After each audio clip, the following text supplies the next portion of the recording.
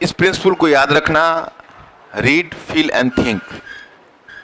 संस्कृति जब तक फील नहीं करोगे वो इफेक्ट आ नहीं पाएगा, क्योंकि जो क्वेश्चन यूपीएससी में पूछते रहेंगे वो अप्लाइड पूछते रहेंगे, और अप्लाइड क्वेश्चन को कवर करने के लिए आपको थोड़ी समझ डेवलप करने की जरूरत होगी। अब इधर गौर करिए, तो आते ही रहेंगे जाते ही रहेंगे।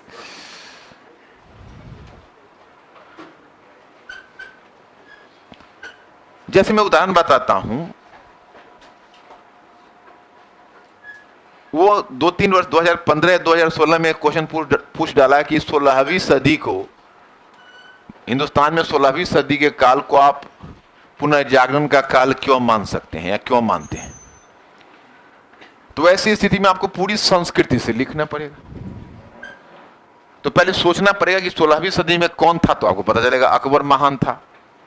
तो अकबर महान के काल में ऐसा क्या जिसको हम पुनर्जागरण का काल मानते हो। तुम एग्जामिनेशन हॉल में जाओगे, जब क्वेश्चन मिलेगा तुम कहोगे नहीं इस एंगल से तो इस बार नहीं देखा, खैर दूसरी बार आता हूं यह पढ़ के, तो दूसरी बार पुनर्जागरण पढ़ के जाओगे तो कोई तीसरा क्वेश्चन पूछ डालेंगे। तो हमारे पास इतना अवकाश नहीं है ट्रायल एंड एरर का। हमारे पास बस इतना ही है कि तुम अपने आप में एक क्रिएटिव माइंड रखो, क्रिटिकल थिंकिंग डेवलप करो, और परीक्षा भवन में जाकर वहां सोचकर उस क्वेश्चन के अनुसार उत्तर लिखो। वह योग्यता अगर तुम्हें हासिल हो जाएगी तो यूपीएससी, स्टेट सर्विसेज सब में एक साथ सिलेक्शन हो जाएगा, और वो योग्यता हासिल नहीं होगी तो आई एम सॉरी, सिलेक्शन नहीं होगा। क्योंकि हर साल तुम जाओगे तो तुमको कुछ इनोवेटिव क्वेश्चन मिलेंगे। अब इसी बार तुमने देखा कि हमने उसको जागीरदारी संकट और कृषि संकट से जोड़ा, तो एग्जाम हॉल में वो बात फ्लैश करना चाहिए। हो सकता है तुमको फ्लैश ना करे और तुम राम कहानी लिख के चले आओ तो मार्किंग जनरल हो जाएगी, उसमें क्या कर सकते हैं।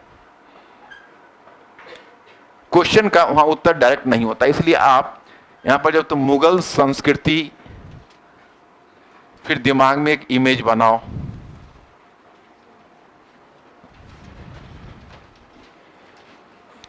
मुगल संस्कृति,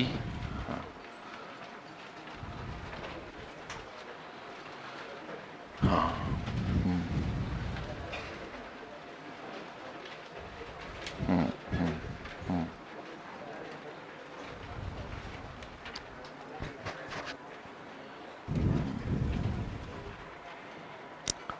सांस्कृतिक,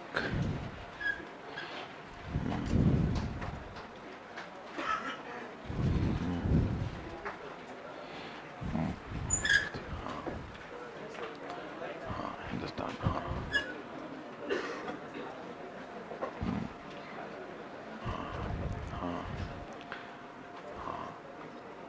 भारतीय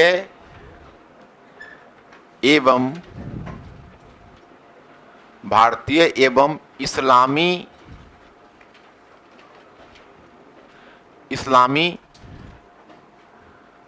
संस्कृति के बीच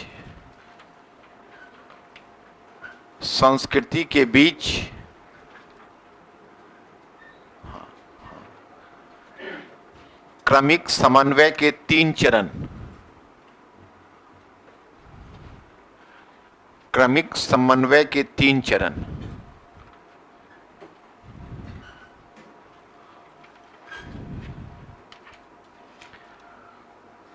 क्रमिक समन्वय के 3 चरण।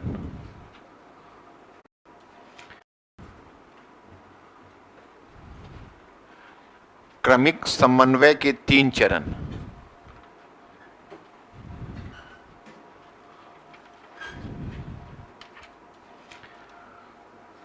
क्रमिक समन्वय के 3 चरण,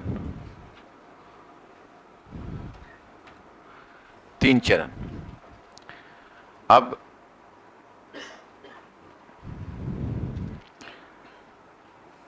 प्रथम चरण,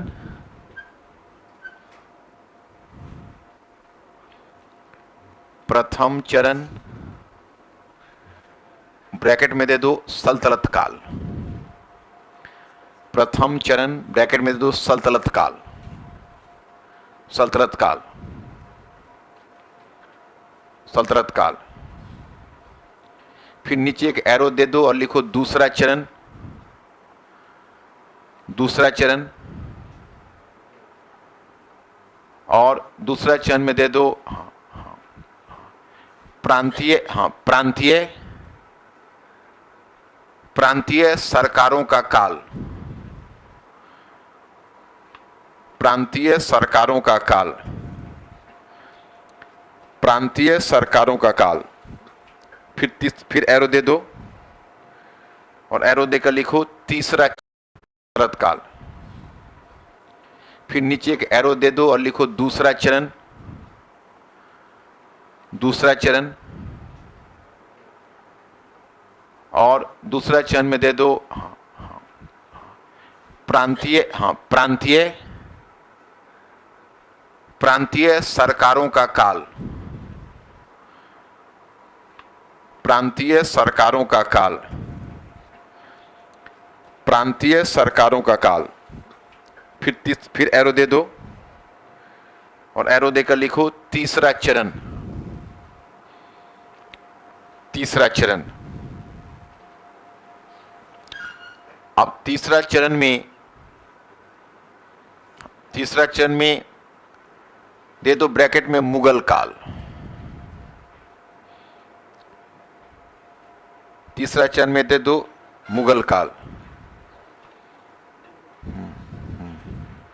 मुगल काल।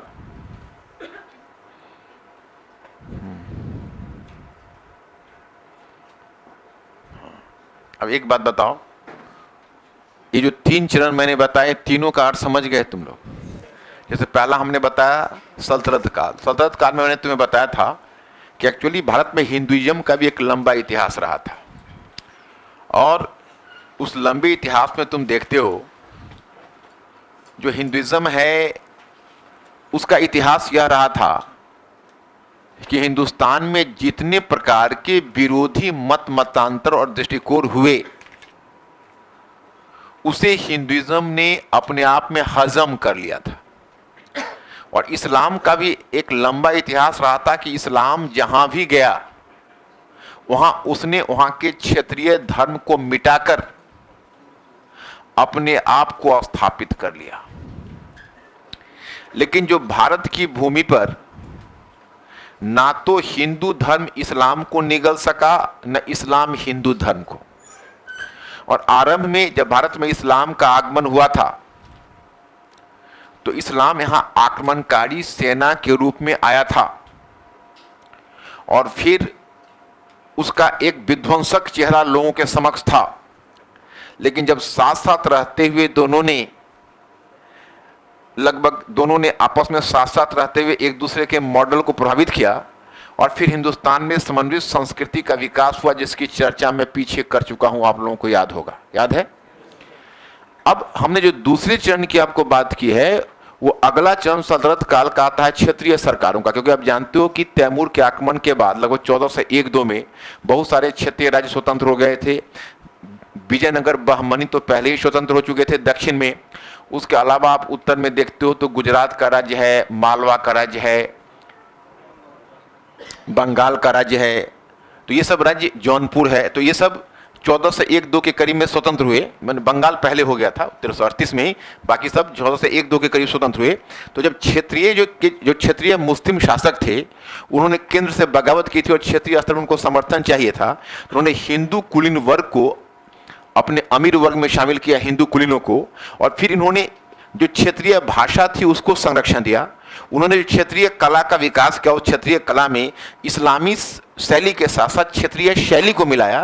तो समन्वय का दूसरा चरण क्षेत्रीय या प्रांतीय सरकारों के अधीन विकसित हुआ। अब तीसरा चरण मुगलों के अधीन विकसित होना है, जो जाहिर है कि सबसे सर्वोच्च चरण होगा हिंदुस्तान में। आगे नहीं दिस पॉइंट, इतना तो क्लियर हो गया। अब इसी पर तुम्हें वो क्वेश्चन बना दे सकते हैं कि 13वीं सदी और 17वीं सदी के बीच भारत में समन्वित संस्कृति के स्वरूप पर टिप्पणी कीजिए। तो आपको 13वीं से 17वीं सदी तक 200 शब्दों में समन्वित संस्कृति पर टिप्पणी करना होगा। हो जाएगा? आवाज में दम नहीं आ रहे। इस क्वेश्चन को ब्रैकेट में लेकिन ब्लॉक में डाल लो क्वेश्चन को, फिर आगे बढ़ेंगे। चाहे मुगल काल में, चाहे किसी अन्य जगह पर डाल सकते हो क्वेश्चन को, क्योंकि यहां से भी डायग्राम बनवाऊंगा तो फिर हमारा सब चौपट हो जाएगा। फिर हाँ, लिखिए कि 13वीं सदी और 17वीं सदी के बीच। अच्छा करते हो, जैसे चौथाई छोड़ लेते हो बढ़िया है, चौथाई के अंदर लिख लो 13वीं सदी से 17वीं सदी के बीच भारत में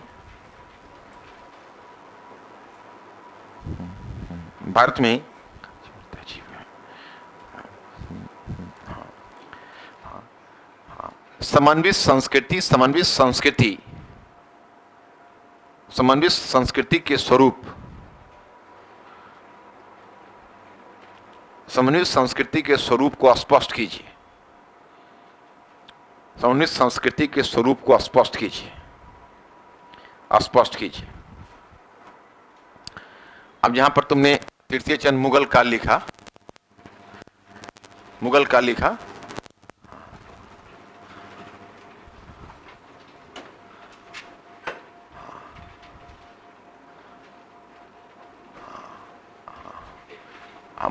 ना। अब मुगल काल में एक एरो दे दो और इसमें पहले दे दो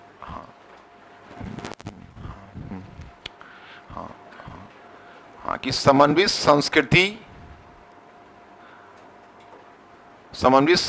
को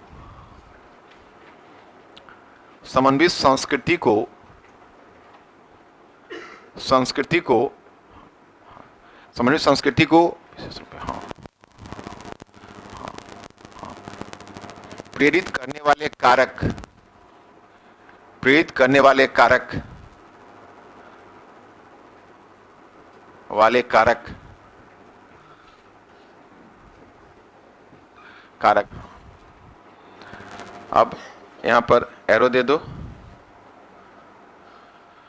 पहला एरो दे दो और पहला एरो भी देकर लिखो कि अकबर के द्वारा मुगल राजत्व के भारतीयकरण का प्रयास, प्रेरित करने वाले कारक, समन्वित संस्कृति को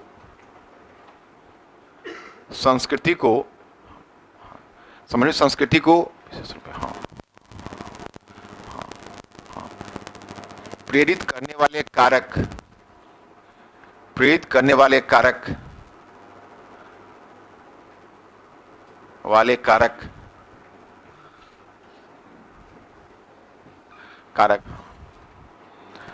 अब यहां पर एरो दे दो, पहला एरो दे दो और पहला एरो भी देकर लिखो कि अकबर के द्वारा मुगल राजत्व के भारतीयकरण का प्रयास, अकबर के द्वारा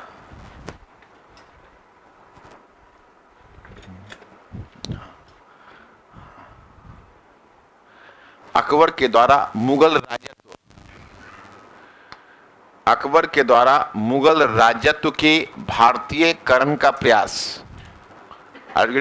ये चीज क्लियर हुआ? समन्वित संस्कृति को प्रोत्साहन मिल रहा है। दूसरा एरो दे दो फिर और लिखिए संयुक्त अमीर वर्ग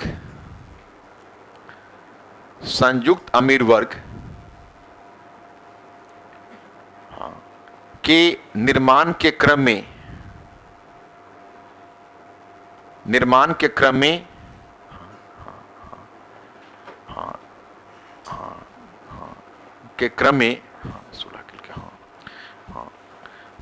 सुलह कुल की नीति को प्रोत्साहन,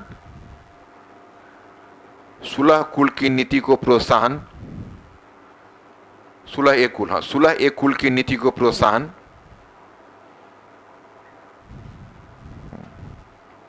तीसरा एरो बनाओ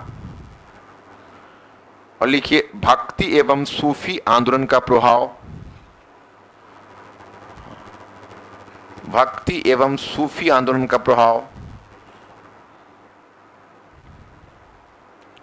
सूफी आंदोलन का प्रभाव। चौथा एरो बनाओ, देखो मुगल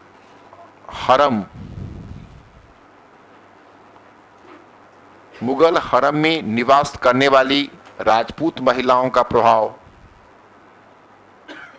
मुगल हरम में निवास करने वाली राजपूत महिलाओं का प्रभाव।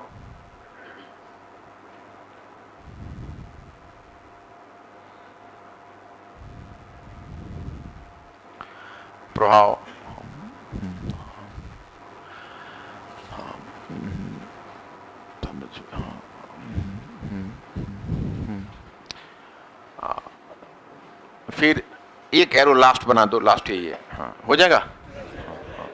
लिखिएगा, हाँ मुगल साम्राज्य, हाँ हाँ हाँ हाँ, मुगल साम्राज्य के भारतीय स्वरूप, मुगल साम्राज्य के भारतीय स्वरूप, मुगल साम्राज्य के भारतीय स्वरूप पर बल देने के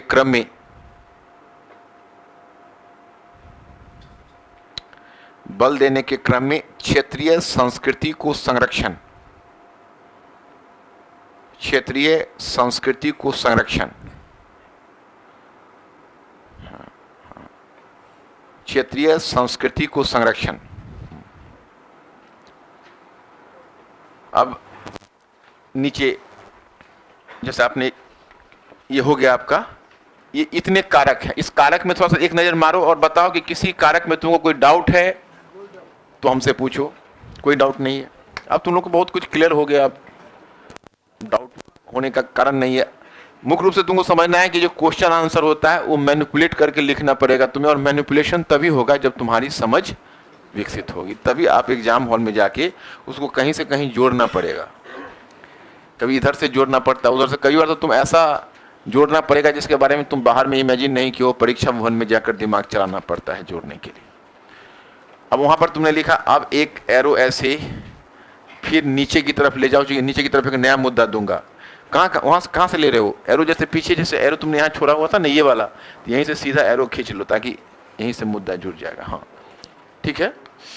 अब नीचे जहाँ तुमने एरो लिखा वहां पर हेडिंग दे दो, हाँ हाँ हाँ हाँ हाँ हाँ, कि समन्वित संस्कृति, हाँ समन्वित, हाँ हाँ समन्वित संस्कृति का विभिन्न क्षेत्रों में, हाँ समन्वित संस्कृति का विभिन्न क्षेत्रों में अभिव्यक्ति, समन्वित संस्कृति का विभिन्न क्षेत्रों में अभिव्यक्ति, समन्वित संस्कृति का विभिन्न क्षेत्रों में अभिव्यक्ति, अभिव्यक्ति, अभिव्यक्ति। अब अभिव्यक्ति जहां है वहां पर आप, वहां से जहां तक लिखा अभिव्यक्ति, वहां से फिर एक ऐसे बनाओ एरो और पहला खींचो, ऐसे सेंटर से फिर 3-4 एरो बनाना पड़ेगा और फिर उसको विस्तार करेंगे हम लोग। पहला एरो खींचो और इस एरो में लिखो, हाँ हाँ हाँ हाँ हाँ, देखिए हाँ मुग, हाँ मुग, हाँ, वहां से फिर एक अभिव्यक्ति। अब अभिव्यक्ति जहां है वहां पर आप, वहां से जहां तक लिखा अभिव्यक्ति, वहां से फिर एक ऐसे बनाओ एरो और पहला खींचो, ऐसे सेंटर से फिर 3-4 एरो बनाना पड़ेगा और फिर उसको विस्तार करेंगे हम लोग। पहला एरो खींचो और इस एरो में लिखो, हाँ हाँ हाँ हाँ हाँ, देखिए हाँ मुग, हाँ मुग, हाँ मुगल काल में, मुगल काल में, मुगल काल में, हाँ हाँ हाँ हाँ हाँ हाँ, भक्ति एवं सूफी संतों के द्वारा, भक्ति एवं सूफी संतों के द्वारा, भक्ति एवं सूफी संतों के द्वारा, सूफी संतों के द्वारा,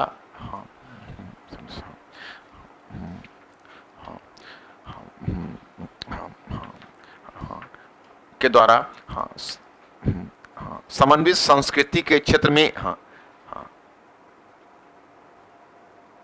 हाँ, समन्वित संस्कृति के क्षेत्र में योगदान, समन्वित संस्कृति के क्षेत्र में योगदान। अब दूसरा एरो बनाओ और दूसरे एरो में बनाकर लिखो,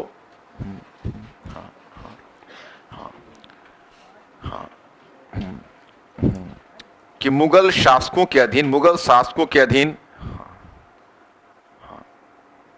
संस्कृत, हाँ हाँ संस्कृत, हाँ हाँ संस्कृत विश्व दृष्टि,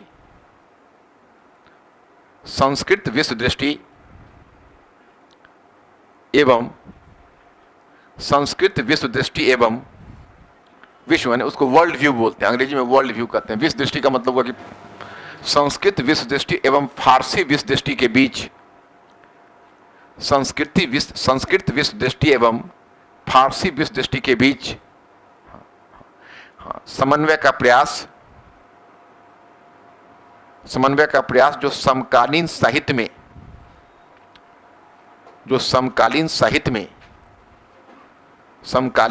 में व्यक्त हो रहा था, जो समकालीन साहित्य में व्यक्त हो रहा था, व्यक्त हो रही थी, कर दो, व्यक्त हो रही थी। अब तीसरा एरो बनाओ, ऐसे लिखिए, लिखिए, स्थापत्य कला में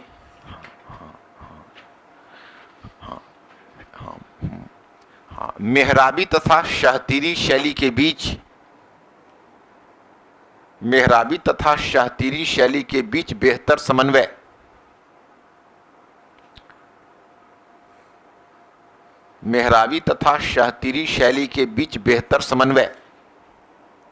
बेहतर समन्वय। फिर नेक्स्ट वन एरो दो और लिखिए चित्रकला के क्षेत्र में भारतीय तत्वों का बढ़ता हुआ प्रभाव, चित्रकला के क्षेत्र में भारतीय तत्वों का बढ़ता हुआ प्रभाव।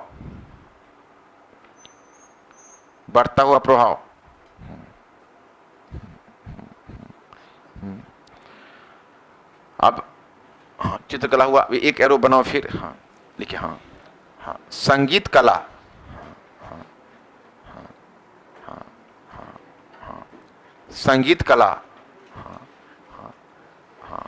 तथा नृत्य कला में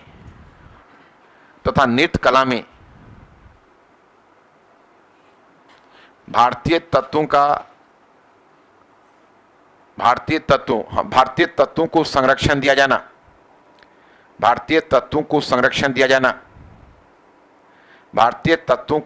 दिया जाना।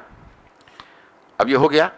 अब इतना को हम लोग देख लेंगे, इसी से तुम्हारा सारा क्वेश्चन निकल जाएगा। जैसे आपका चित्रकला पर क्वेश्चन बन सकता है, स्थापत्य कला पर तो बनता ही बनता है, चित्रकला पर बन सकता है, साहित्य पर बनता है। अभी तक कभी पूछा नहीं है, लेकिन जैसे अभी तक आपने भक्ति सूफी पर देखा है, तो आपसे मान लो पूछेगी 13वीं और 15वीं सदी के बीच भक्ति और सूफी आंदोलन, या भक्ति और सूफी आंदोलन पर प्रकाश डालिए। तो 13वीं और 15वीं सदी के बीच आपसे पूछा जाए कि 15वीं और 16वीं सदी में भक्ति और सूफी आंदोलन पर प्रकाश डालिए, तो इसका मतलब है कि आपको सल्तनत काल पर ही मेनली लिखना पड़ेगा। लेकिन अगर आपसे पूछ दिया जाए कि 16वीं 17वीं सदी में सूफी आंदोलन पर प्रकाश डालिए, अगर आपको पूछते कि भाई मुगलों के अधीन भक्ति और सूफी आंदोलन के योगदान को दर्शाइए, तो आप अगर वहां पर कबीर नानक लिखोगे तो काम नहीं चलेगा, क्योंकि कबीर नानक पढ़ जाते हैं सल्तनत काल में। हमें डर वही है कि अगर तुमको ईस्वी सन पर ध्यान नहीं रहा तो वहां पर तो यूपीएससी किसी भी क्वेश्चन में किसी में फंसा देगा आपको। इसलिए आपकी दृष्टियों पर समग्र रहनी चाहिए ताकि आप किसी भी क्वेश्चन में फंसो नहीं। तो पहला थोड़ा सा उठाओ, तो अब नीचे ऊपर जो 1 2 3 4 5 है ना, उसकी नंबरिंग कर दो ताकि मुझे सुविधा हो जाएगी, फिर रिपीट नहीं करना पड़ेगा। जैसे नीचे जो डायग्राम बना इन्हीं 5 को लेकर चलना है, क्योंकि प्रेरित करने वाले कारक जो ऊपर 5 मैंने बनाया है वो तो आपका तथ्य हो गया जिसको कहीं यूज कर लेना, आप उसको हमको डिटेलिंग नहीं करनी है, वो तो डिटेलिंग ऑलरेडी पीछे से आपका है। डिटेलिंग हमको इसी 5 का करना है, तो हमारा कल्चर में इन्हीं 5 को कवर करना है। इसी में आपका संस्कृत साहित्य, देसी साहित्य, बाकी साहित्य सभी हो जाए। तो आपका जो पहला है उस पहले वाले को आप पहला वहां पर बना दो। वहां पर एक प्रश्न ही बना देता हूं पॉइंट फर्स्ट का, कि मुगलों के अधीन सूफी, मुगलों के अधीन भक्ति एवं सूफी आंदोलन, मुगलों के अधीन भक्ति एवं सूफी आंदोलन, मुगलों के अधीन भक्ति एवं सूफी आंदोलन के योगदान को दर्शाइए, योगदान को दर्शाइए।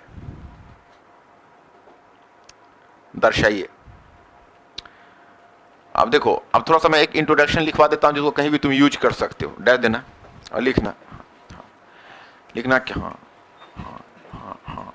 कि 17वीं सदी तक आकर हिंदुस्तान में 17वीं सदी तक आकर हिंदुस्तान में स्वयं इस्लाम का स्वरूप बहुत हद तक बदल चुका था। स्वयं इस्लाम का स्वरूप बहुत हद तक बदल चुका था।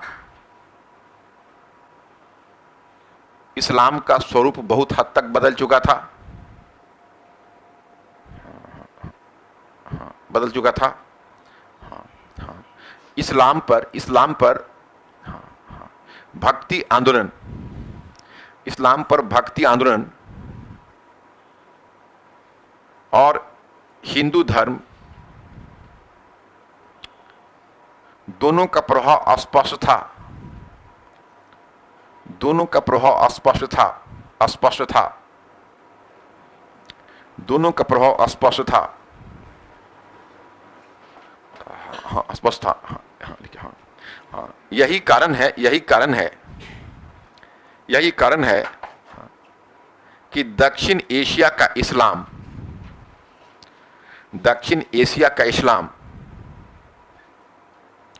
पश्चिम एशिया एवं अरब क्षेत्र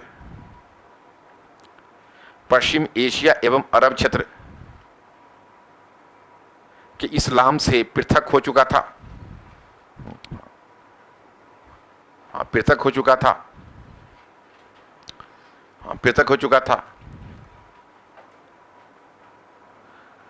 एक ब्रैकेट डालोगे, थोड़ा ब्रैकेट डालने का मतलब समझते हो ना। अब एग्जाम हॉल में ब्रैकेट डाल के मत लिख देना। ये मैंने ब्रैकेट इसलिए डाला है कि क्वेश्चन के आंसर में आपको नहीं लिखना है, लेकिन ध्यान रखना है। ब्रैकेट डालो। हाँ, इसलिए वर्तमान में चिंता का कारण यह है,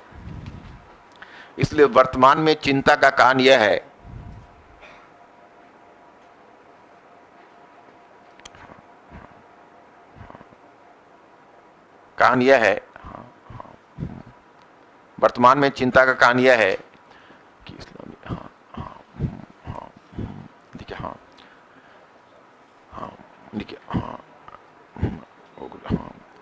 कि उग्र इस्लामी विचारधारा के बढ़ते हुए प्रभाव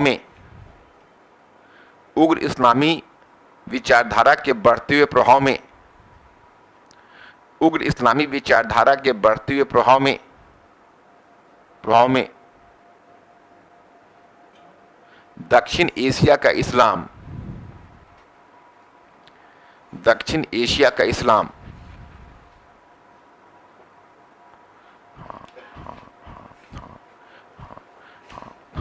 पश्चिम एशिया एवं अरब क्षेत्र के इस्लाम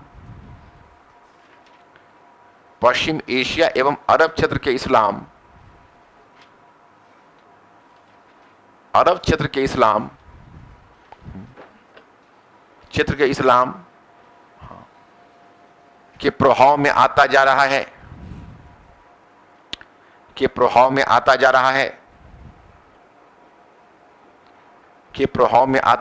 है। ब्रैकेट बंद करो। एक बात बताओ, ये पॉइंट तुम लोगों को क्लियर हुआ जो लास्ट वाला मैंने कहा? तो क्या लगता है कौन कौन इस पर अपना ओपिनियन देगा कि जो उग्र इस्लामी विचारधारा का बढ़ता हुआ प्रभाव है दक्षिण एशिया के इस्लाम पर बढ़ रहा है? कुछ युवक यहाँ से आईएएस के मेंबर्स भी जाके बन गए, पाकिस्तान से तो रिक्रूटमेंट हो ही रहा है, बांग्लादेश से तो बड़ी संख्या में हो रहा है। तो ऐसी प्रवृत्ति पहले थी नहीं सूफिज्म के कारण। तो मुद्दा यह है कि आपको ऐसा क्या लगता है, क्या वजह है इसकी?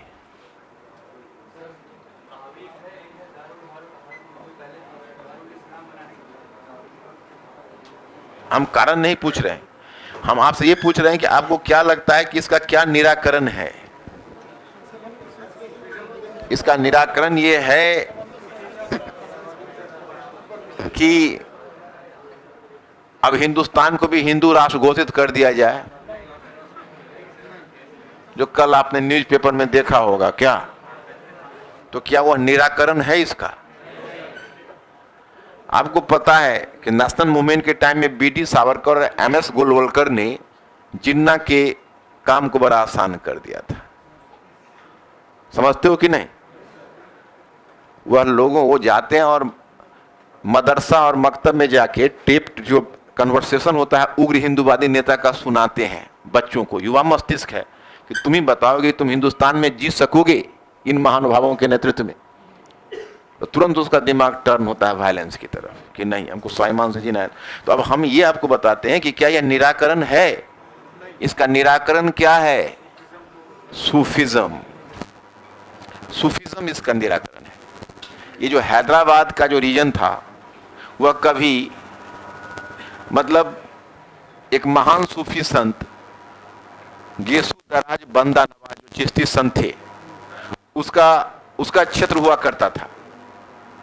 और जब आगे चलकर यहीं पर इंडियन मुजाहिदीन फल फूल रहा है, तो अब इंडियन मुजाहिदीन जैसे जो उग्र इस्लामी ऑर्गेनाइजेशन है उसको काउंटर करने के लिए आपको कोई ना कोई, हम ये नहीं कहते हैं लॉ एंड ऑर्डर तो अपना काम कर रहा है, उसको करने दीजिए, लेकिन लॉ एंड ऑर्डर इसका केवल समाधान नहीं कर सकता, उसको भी ध्यान में रखना है। आप अपनी इंटेलिजेंस एजेंसी को, पुलिस और जो इस तरह के पैरामिलिट्री फोर्सेस है उसको एक्टिव रखिए, वो तो जरूरी है।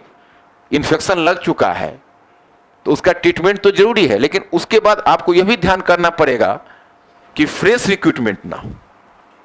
जो हो चुका है उसको तो फिनिश करना पड़ेगा, लेकिन फ्रेश रिक्रूटमेंट ना हो, उसके लिए आपको फिर क्रिएटिव पॉलिसी अपनानी पड़ेगी। ओके, हाँ। जैनिज्म आज के युग में चल सकता है? एक बात बताओ, तुम जो उस समय प्रश्न जो उठाए थे वो कहां से तुम्हारे दिमाग में सोच के निकाले थे या कहीं पढ़े थे? हाँ, ठीक है। अब तुम जो जैनिज्म का निराकरण कर रहे हो, तो जैनिज्म इतना रेलिवेंट है, जैनिज्म का प्रभाव तो हिंदुस्तान में है ही नहीं, एक कोना में गुजराती लोगों में है और राजस्थानी लोगों में कुछ हद तक है, तो गुजरात राजस्थान तक ही रह गया, थोड़ा कर्नाटक में है, उसका भी नेचर बदल ही गया। तो ना, आप जो जैनिज्म जो अहिंसा की बात करता है वो अहिंसा रेलिवेंट नहीं है आज की तारीख। आपको इस्लाम का निराकरण इस्लाम के अंतर्गत ढूंढना पड़ेगा, इस्लाम के बाहर जाके नहीं ढूंढिए उसको।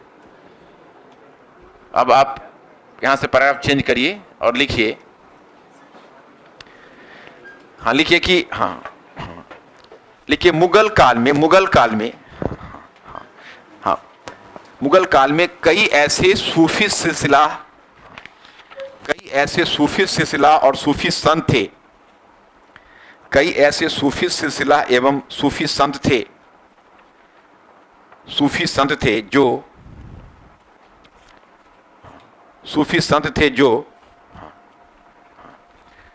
इस्लाम जो भारतीय नाथपंथी एवं योग की परंपरा से,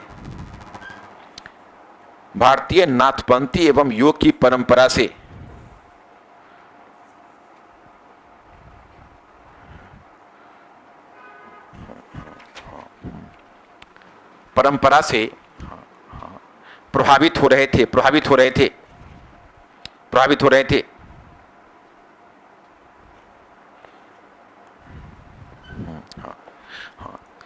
निम्नलिखित उदाहरणों से इसे स्पष्ट किया जा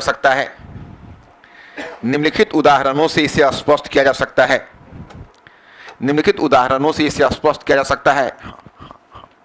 देखिएगा, सूफियों के चिश्ती साविरी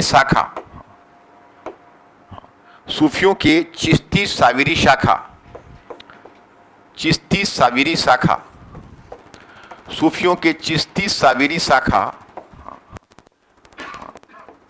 वो साविरी भी चिश्तियों की एक शाखा है। चिश्ती साविरी शाखा का शेख अब्दुल कुदूस गंगोही,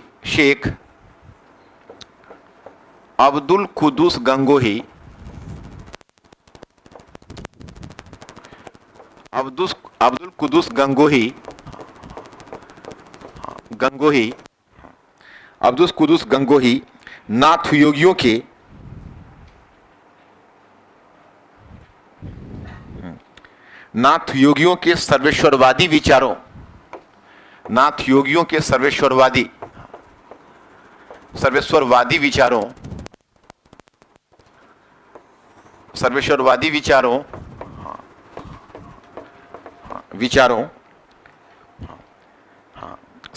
विचारों को मानते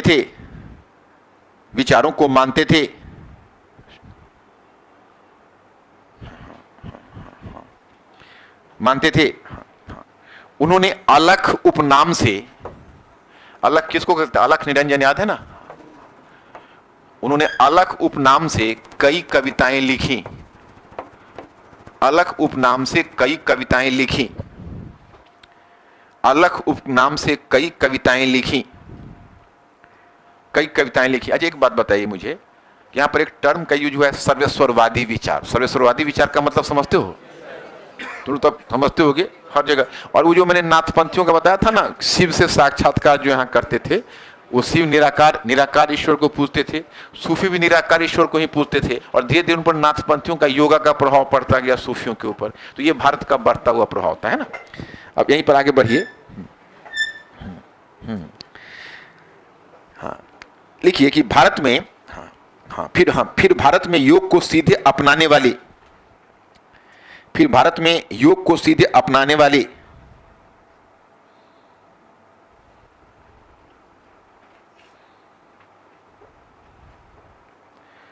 भारत में योग को सीधे अपनाने वाली एकमात्र महत्वपूर्ण सूफी शाखा थी सत्तारी सिलसिला।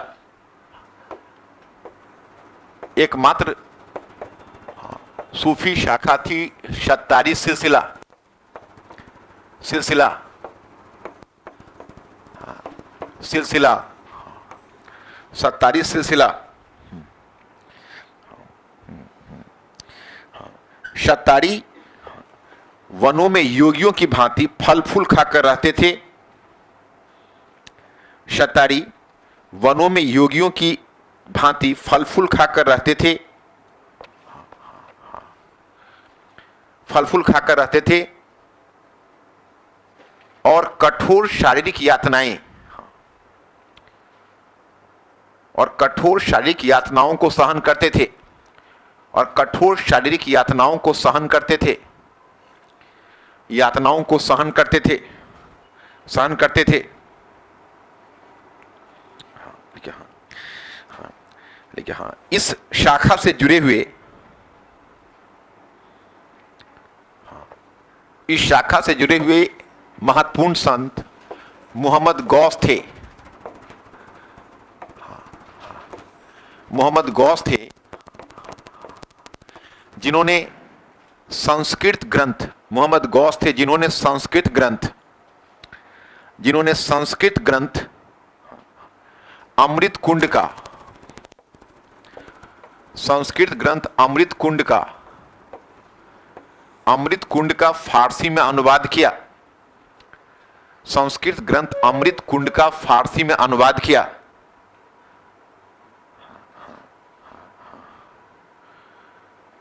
अनुवाद किया अनुवाद किया तथा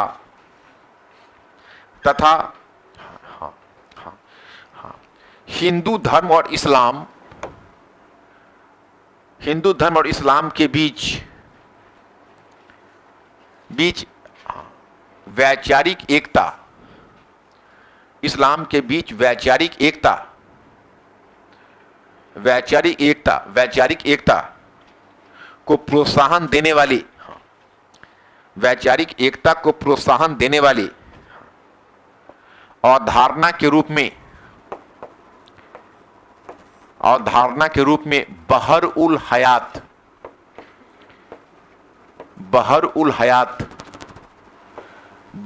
हयात का सिद्धांत दिया। बहर उल हयात का सिद्धांत दिया।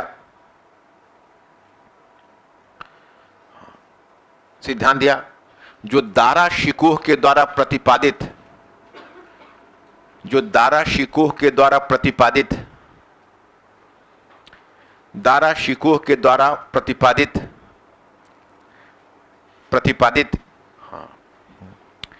मज़्म उल बहरीन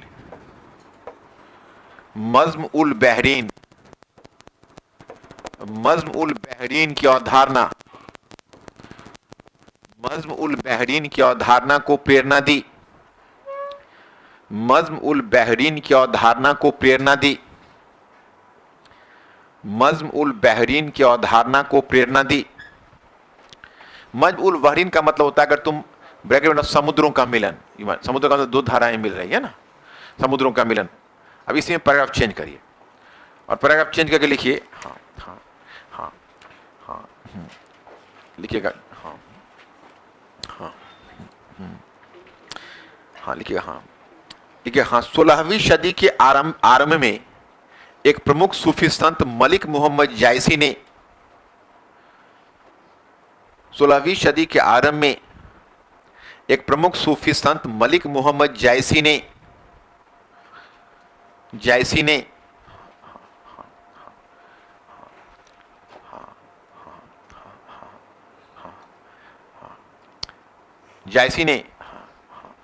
एक क्षेत्रीय भाषा अवधि में पद्मावत नामक रचना लिखी। एक क्षेत्रीय भाषा अवधि में पद्मावत नामक रचना लिखी।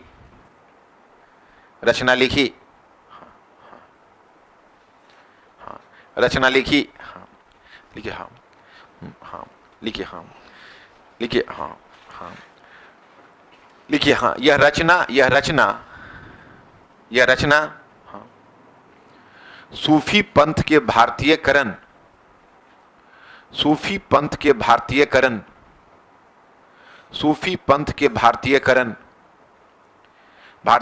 की ओर संकेत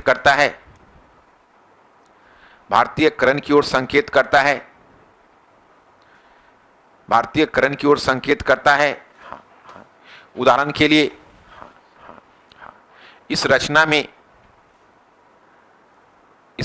एक हिंदू शासक नायक है, तो एक मुस्लिम सम्राट खलनायक।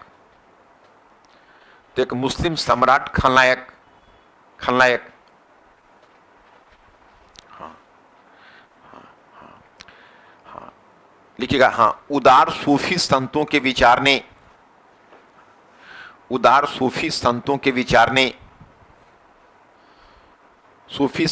विचार ने अकबर महान से लेकर दारा शिकोह तक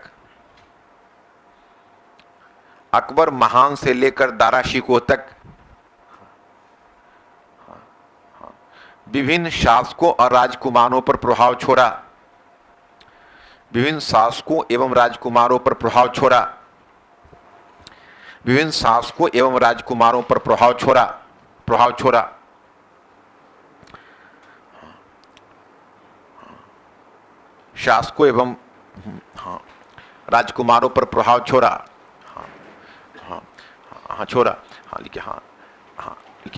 यह महज इत्तेफाक नहीं है। इत्तेफाक मतलब संयोग है ना। यह महज इत्तेफाक नहीं है कि कोई भी मुगल शासक मक्का नहीं गए।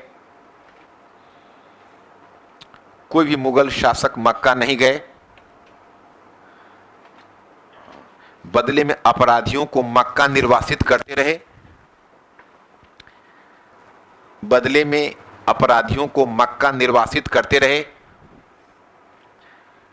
मक्का निर्वासित करते रहे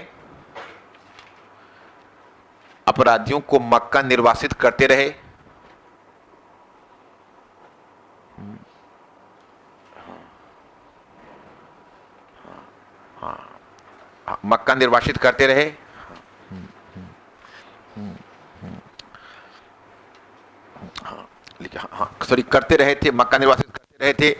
उसके बदले वे सूफी संतों के मजारों पर जाते रहे। वे सूफी संतों के दरगाहों पर जाते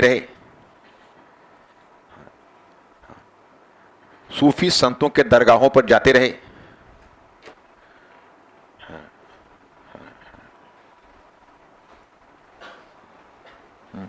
पैराग्राफ चेंज करके लिखिएगा। दूसरी तरफ भक्ति आंदोलन के द्वारा भी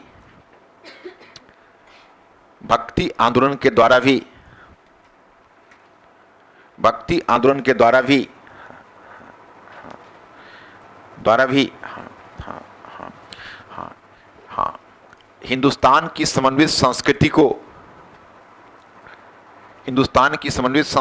प्रोत्साहन दिया जाता रहा।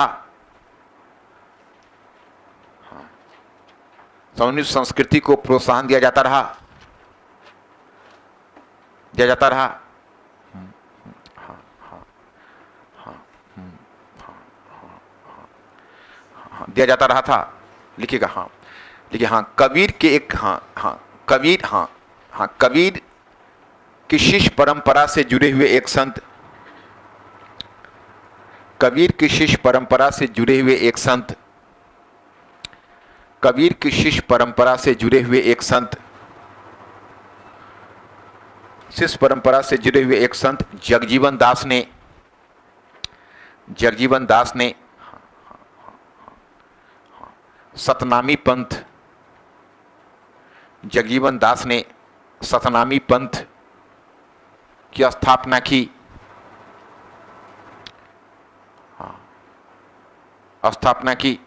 इसने जाति विभाजन को अस्वीकार कर दिया।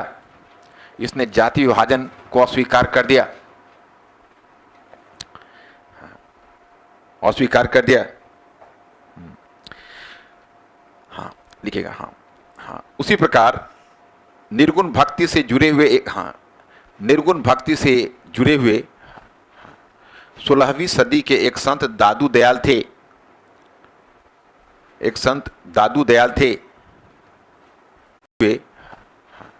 16वीं सदी के एक संत दादू दयाल थे। निर्गुण भक्ति से जुड़े हुए 16वीं सदी के एक संत दादू दयाल थे।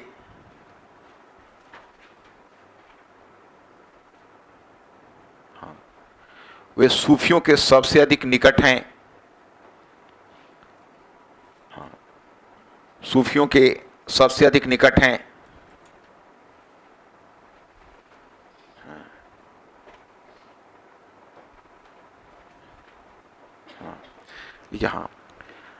यह वह काल था जब कुछ अन्य हिंदू धार्मिक पंथों के द्वारा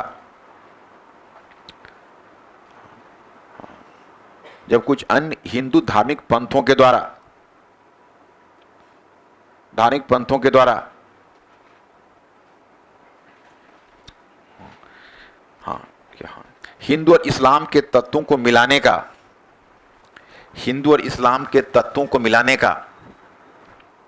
हिंदू एवं इस्लाम के तत्वों को मिलाने का प्रयास किया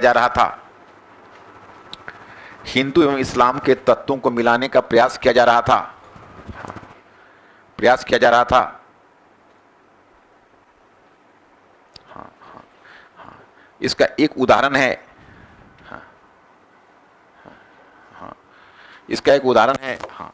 हुसैनी ब्राह्मण।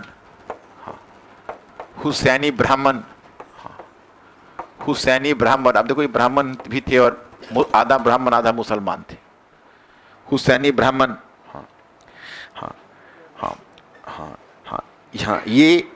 ये शिया शहीद हुसैन को मानते थे। ये शहीदी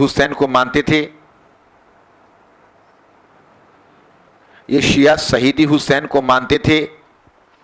ये मैं इसलिए दे रहा हूं, कभी पीटी में आपको पूछ देंगे। शहीद हुसैन को मानते थे, किंतु वे साथ ही ख्वाजा मोइनुद्दीन चिश्ती को भी देवता मानते थे।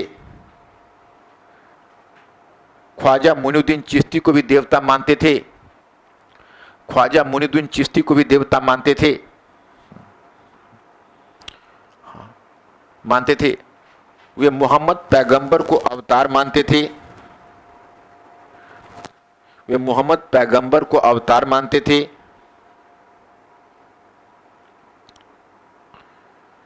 और मुसलमानों की भांति रमजान के महीने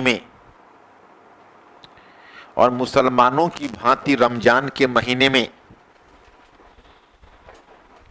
रोजे रखते थे।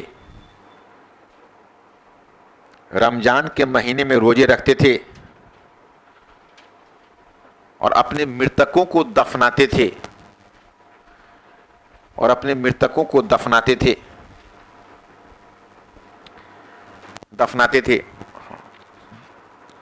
अब पैराग्राफ चेंज करना और लिखना, पैराग्राफ चेंज करके कि मुगलों के अधीन शगुन भक्ति का ही विकास देखा गया।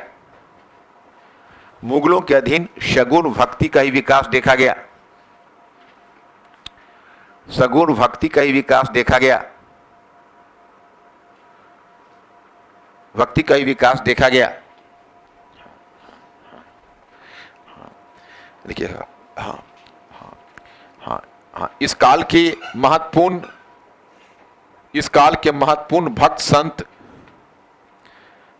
भक्त संत तुलसी एवं सूरदास थे। तुलसी एवं सूरदास थे।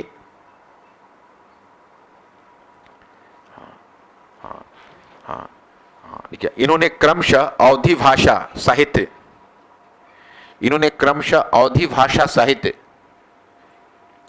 अवधी भाषा साहित्य एवं ब्रज भाषा साहित्य को समृद्ध किया,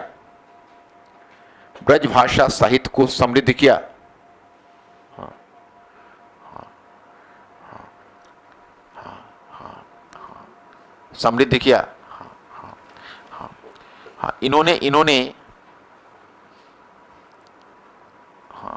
इन्होंने क्रमशः रामचरितमानस और सूरसागर की रचना की,